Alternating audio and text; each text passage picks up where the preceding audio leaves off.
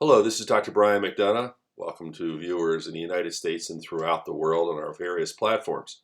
I want to start out with a programming note, at least that's what we called it in the 90s, but information about how you can see or listen to what I'm doing, and also, very importantly, talk about the CDC recommendations for boosters, which has a direct impact in the United States. First of all, the programming note. What I want to say is that I took full advantage of all sorts of social media, including Facebook, Instagram, TikTok, Twitter, and of course YouTube. I've done what I can to try to reach people during the early phases of this pandemic. Right now, I don't think it's quite as necessary. And frankly, for me, I'd rather have some freedom to not be as involved in those social media sites. I mean, go to them when I want to selfishly, but not be as involved as I have been, and do kind of the dad things, put up things about food, family, friends, that sort of thing in those sites that are designed essentially for a wide variety of things. My podcast, Coronavirus Today, the audio podcast, will be available, and I will continue to produce them, and they'll be available on all the sites where you can get podcasts. And these YouTube videos, which are essentially the video version of the Coronavirus Today podcast that some of you see, especially those around the world, they will continue.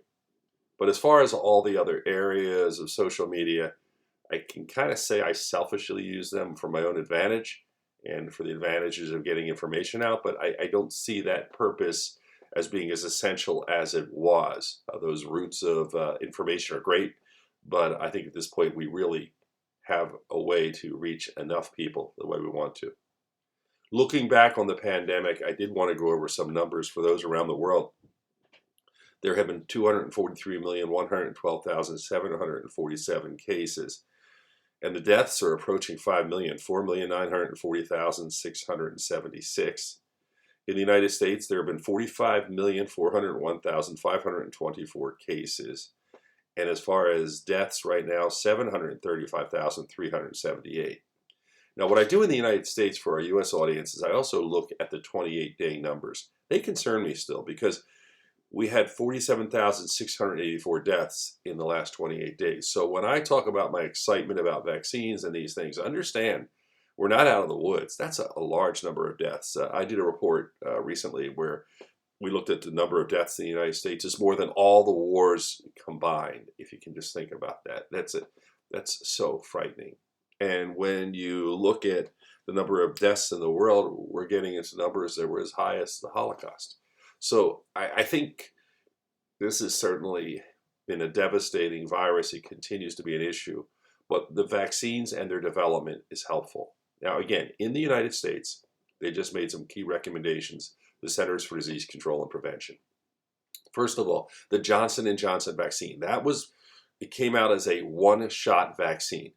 And what we learned about this over time is that its immunity, the protection, wanes, and that perhaps it should have been a two-shot vaccine from the beginning, but we can't go back and redo the past. So what we're doing now with the CDC recommendation is telling anyone over 18, if you've had Johnson & Johnson vaccine, you can get a booster with that vaccine, or you can mix and match. Because what we have found is that Pfizer is essentially very good, and Moderna seems to be even better with their protection. So if you want to go Johnson & Johnson and move to Moderna or Pfizer, that is actually something that a lot of experts are saying you might want to do. If you've had the Pfizer vaccine, or now if you've had the Moderna vaccine, you had 2 doses. If it's been 6 months since your last dose, in other words, it's 6 months since you had your second dose of Pfizer or Moderna, you're in a situation where you can get the booster if you're over 65 years of age.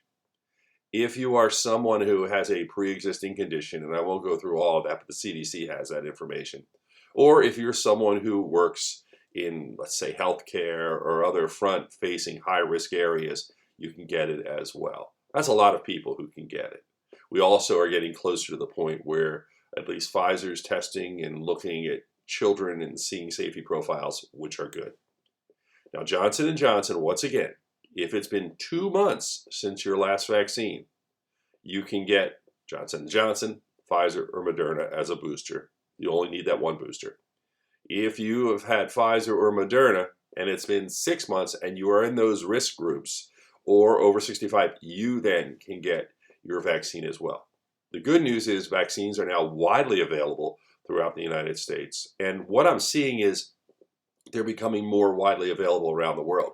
I had an opportunity last week, and it was an honor, actually, to meet with the ambassador to the United States from Ireland. So an Irishman who is the ambassador to the U.S., who has actually been an ambassador throughout the world, UK, Berlin, other parts of the world. Well, we had a long opportunity to have lunch and talk about all sorts of things, a lot of fun stuff. But also we did talk about COVID. I mean, you're not going to have a conversation with me without talking about COVID. And I was very happy to hear that in Ireland, they are about a 93% vaccination rate. Now, if you look at the U.S., for instance, they're at 57%. The United States is about 53rd, I think, in the world now with people getting the vaccine. We still have a large number of people who are vaccine hesitant, and there's still work to be done to try to explain the importance of vaccines to them. But in Ireland, the numbers are over 90%. So I did ask him why. And for those who follow these videos, you know I'm a dual citizen of Ireland and the United States, born in the United States, raised in the United States, but have a keen interest in Ireland. So through family background, ancestry, I was able to get dual citizenship. And what I've learned about Ireland, he kind of reinforced. In Ireland, you have this high rate, and it's largely because as a society, there's an overwhelming sense of family and an overwhelming sense of support for the community. And it's been recognized that the vaccines really help everyone. Here in the United States, we've been grappling with that. I mean, one of the strengths of the United States is it's a very individualistic society. The individualism is what has made the country so great.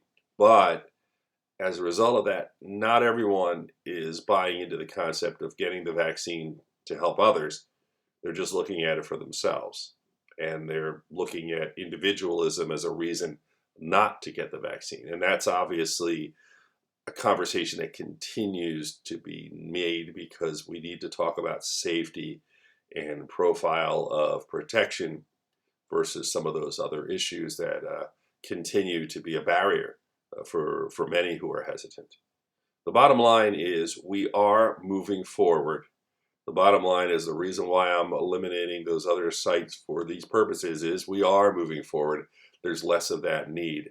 And I do see this as a very important time in our history in battling this virus. We're getting there. It's taking time, and sadly, we keep losing lives, but it's not at the number it was before. So if you're out there, please consider the vaccine if you haven't had it. Understand what's out there. Check the CDC site. And if you're watching around the world, clearly there are opportunities now that are growing virtually throughout the world now to have access to the vaccine, and that will continue. So do what you can to protect yourselves and your families. Take care.